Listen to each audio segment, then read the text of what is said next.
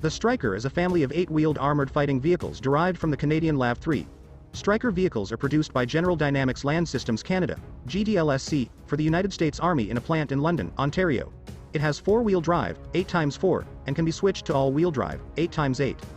The SRYKER was conceived as a family of vehicles forming the backbone of a new medium-weight brigade combat team, BCT, that was to strike a balance between heavy armor and infantry.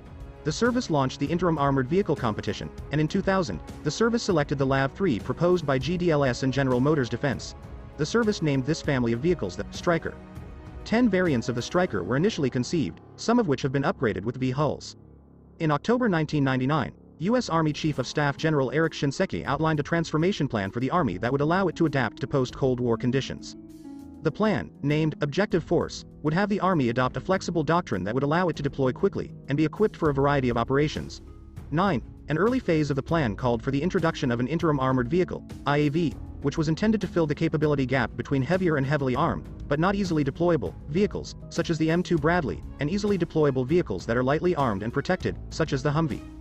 The IAV was intended as an interim vehicle until light air mobile vehicles from the Future Combat Systems Manned Ground Vehicles program came online, none of which did before the program was cancelled. In February 2000, General Dynamics and General Motors announced they were partnering to enter the IAV competition. The agreement built off earlier cooperative effort. In January 1999, General Dynamics Land Systems, GDLS, Canada integrated its low-profile turret, LPT, onto an assault gun version of the LAV-3. 12. 13. The General Motors Defense General Dynamics Land Systems team was awarded the $8 billion contract in November 2000 to produce 2,131 vehicles of a variant of the Canadian LAV-3, for equipping 6 Rapid Deployment Brigade combat teams by 2008. 14. United Defense protested the contract award in December, saying that their proposal cost less than half that of GM GDLS. The General Accounting Office rejected the protest in April 2001. Throughout its years in service, the SRYKER has undergone various survivability upgrades and received kit applications designed to improve the vehicle's ability to withstand attacks. 27. The U.S. Army plans to improve its fleet of SRYKER vehicles with the introduction of improved semi-active suspension, modifications reshaping the hull into a shallow V-shaped structure, to protect against improvised explosive devices, IEDs.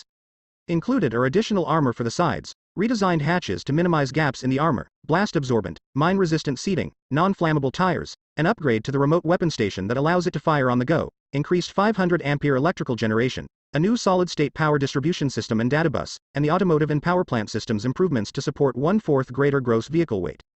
The upgraded V-hull will be part of the new StrikeShield Situational Awareness Kit, which will address many of these upgrades. Allegheny Technologies ATI 500 MIL armor steel was designated the primary armored plating for the StrikeShield package in 2008. The SRYKER is based on the LAV-3 light armored vehicle, which was based on the LAV-25 series.